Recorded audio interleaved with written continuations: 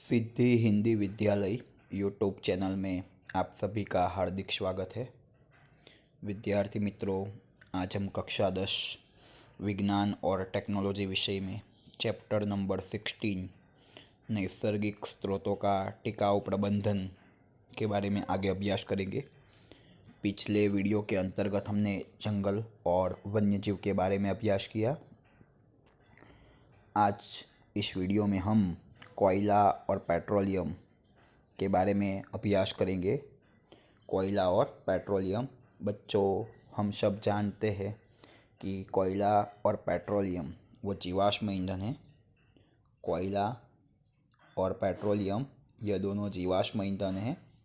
कोयला और पेट्रोलियम ये दोनों जीवाश्म ईंधन हैं, मतलब अश्मियों में से मिलने वाले ईंधन हैं और इनकी उत्पत्ति भी लाखों करोड़ों वर्ष के बाद होती है।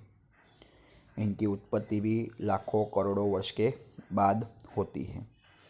तो सीधी सी बात है कि लंबे समय के बाद इसकी उत्पत्ति होती है, तो इसका हमें अतिशोषण नहीं करना चाहिए, मतलब अनियंत्रित रूप से इसका उपयोग नहीं करना चाहिए। अनियंत्रित रूप से इसका उपयोग नहीं करना चाहिए। इसका उपयोग हमें सोच समझ कर करना चाहिए। कोयला और पेट्रोलियम का उपयोग हमें सोच समझ कर करना चाहिए, बराबर। इसके पीछे का एक प्रमुख कारण है कि कोयला और पेट्रोलियम जो है वो जीवाश्म ईंधन है। कोयला और पेट्रोलियम है वो जीवाश्म ईंधन है, मतलब इनकी उत्पत्ति जो होती है वो लंबे समय के पश्चात होती है।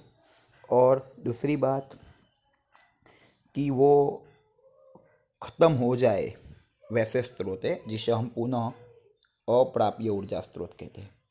मतलब यदि हम उसका सोच समझ कर उपयोग नहीं करेंगे तो वो जल्दी से ख़त्म हो जाएगी, ठीक है। और उसकी जो मात्रा है वो भी बहुत मर्यादित है। उसकी जो मात्रा है वो बहुत मर्यादित मात्रा में हमें ये कोयला और पेट्रोलियम अभी अवेलेबल है। प्लस एक और बात बताई कि इनके निर्माण में लाखों करोड़ों वर्ष लगते हैं। और सबसे बड़ी बात बच्चों, इसका हम अनियंत्रित रूप से उपयोग करेंगे तो इसके दहन से कार्बन, नाइट्रोजन और सल्फर के ऑक्साइड उत्पन्न होते हैं। कार्बन, नाइट्रोजन और सल्फर के ऑक्साइड उत्पन्न होते हैं। इनके अनियंत्रित उपयोग से कार्बन, नाइट्रोजन और सल्फर के ऑक्साइड उत्पन्न होते हैं, जिसके कारण वातावरण में प्रदूषण होता है। और इनके दहन से CO2 का प्रमाण बढ़ता है। इसीलिए ग्रीन हाउस प्रभाव और वैश्विक तापमान में बढ़ोतरी दिखती है हमें।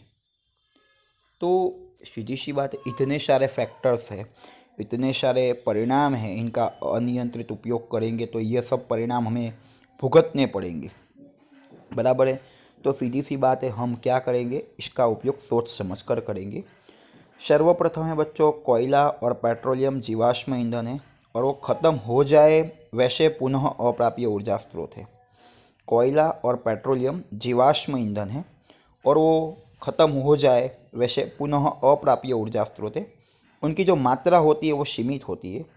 कुदरत में इन स्रोतों के निर्माण में लाखों करोड़ों वर्ष लगते हैं। और इनके दहन से कार्बन, नाइट्रोजन, सल्फर के ऑक्साइड उत्पन्न होते हैं, जिसके कारण वातावरण में प्रदूषण होता है। और यह कोयला और पेट्रोलियम के दहन से वातावरण में CO2 का प्रमाण बढ़ता है, जिसके कारण ग्रीन हाउस असर और परिणाम स्वरूप वैश्विक तापमान में बढ़ोतरी होती है।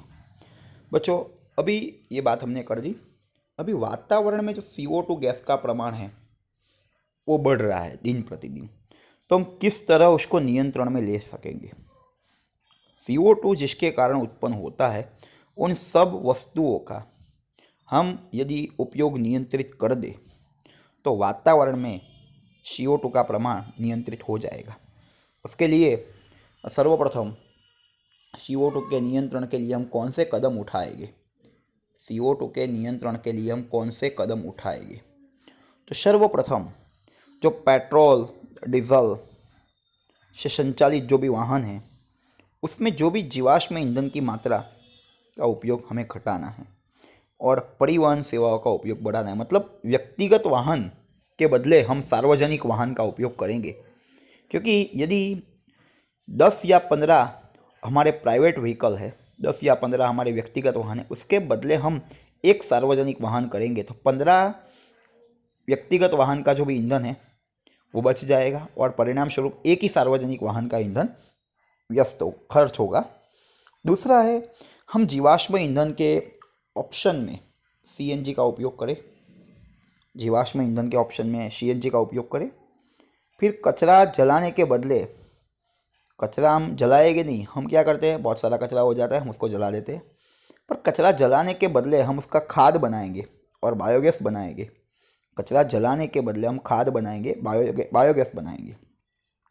बड़े मात्रा में पेड़ों का संवर्धन करेंगे, पेड़ उगाएंगे, वृक्षारोपण करेंगे। और लास्ट है थर्मल पावर स्टेशन, ताप विद्युत मथक और अन्य उद्योगों में से उत्पन्न होने वाले धुएं में से हानिकारक तत्व दूर करके फिर ही वो धुएं को वातावरण में भेजे जाएंगे। थर्मल पावर स्टेशन या बड़े बड़े उद्योग है, उसमें से जो भी धुआं निकलता है वो धुएं में से पहले हानिकारक तत्व हम दूर कर देंगे, फिर ही वो धुएं को हम वातावरण में मुक्त करेंगे। मतलब 5 या 6 मुद्दे बोले।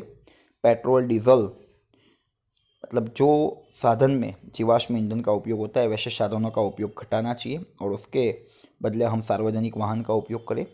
फिर जीवाश्म ईंधन के विकल्प के रूप में CNG का उपयोग करें। कचरे को जलाए नहीं बल्कि उसमें से खाद बनाए, बायोगैस बनाए। बड़े पैमाने पर पेड़ों को संवर्धन करें, वृक्षारोपण करें। थर्मल पावर स्टेशन या अन्य उद्योग जो भी है उसमें से जो धुआं निकलता है वो धुएं में से सर्वप्रथम हानिकारक नुकसानकारक तत्वों को दूर कर दे, फिर ही वो धुएं को वातावरण में मुक्त किया जाए। और एक और बात है बच्चों, ये CO2 का नियंत्रण। अब हम कोयला और पेट्रोलियम, कोयला और पेट्रोलियम, कोयला और पेट्रोलियम, तो ये कोयला और पेट्रोलियम के उपयोग कैसे घटा दें? हमारी मर्जी से कोई भी लिख लें कि व्यक्तिगत वाहन के बदले, मतलब प्राइवेट वाहन के बदले सार्वजनिक वाहन का उपयोग करें।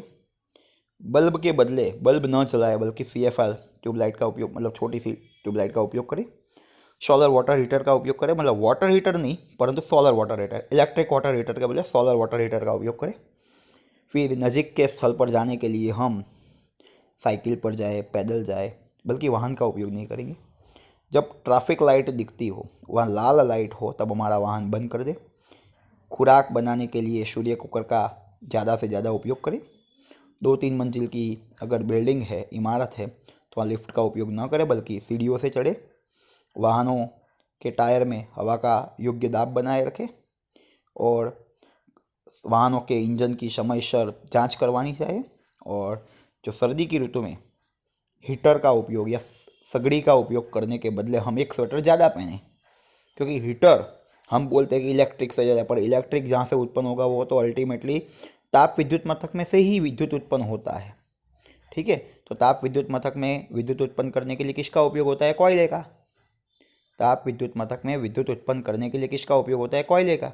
तो सीधी सी बात है कि वो तो कोयले खर्च हुआ, अर्थात हम करेंगे ही, विद्युत को भी बचाएंगे और डायरेक्ट ईंधन को भी बचाएंगे। उसके बदले हम स्वेटर ज़्यादा पहन लें। वापस से बच्चों, व्यक्तिगत वाहन के बदले सार्वजनिक वाहन का उपयोग करें। बल्ब के बदले CFL का उपयोग करें। सोलर वाटर हीटर का उपयोग बढ़ाए। प्रेशर कुकर के बदले सोलर कुकर का उपयोग बढ़ाए।